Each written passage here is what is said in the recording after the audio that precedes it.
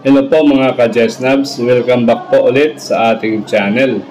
Good news po ulit itong bigay natin, Meron na uling Notice of Cash Allocation na nirelease ang DBM para sa DepEd. Ito para sa Division of Victoria City. Meron silang more than 1 million pesos para sa more than 1,000 personnel. Ito pa, Division of Himamaylan City, 2.5 M. Division of Kabangkalan City, 1.79. Division of Cadiz City, 1,566,000 pesos may get. Division of La Carriota City, more than 1 million. Division of Sagay City, 1.8 million. Division of Carlos City, 1.8.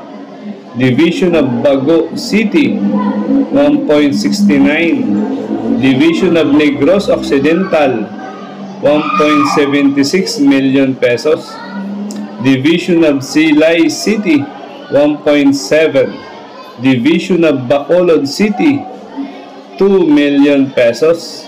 Ito pa, Division of Escalante City, 1.05. Division of Sipalay City. Nako, congrats po sa inyo. Ito pa, PBB rin sa mga school na ito. Apayao National Industrial and Agricultural High School. Meron na kayong PBB 2023. Para sa Conver Central National High School, Division of Apayao. Nako, more than 27 million pesos po yan. Flora National High School, 820,000 pesos. Ayan, tingnan pa natin yung iba, sa PBB. Ito pa, yung Milan National High School. Meron kayong more than 900,000 pesos. Para po yan sa PBB 2023. Ito pa, Division of Baguio City, 29.9 million pesos.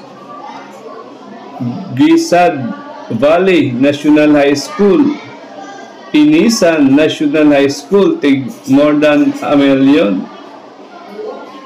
Pine City National High School, 2.4 million pesos. Ito pa, Baguio City National High School, more than 6 million pesos. Nako, congrats po sa inyo. Tingnan pa natin yung merong PBB 2023. Ruas National High School, Magsaysay National High School. Ito pa, yung Tublay School of Home Industries.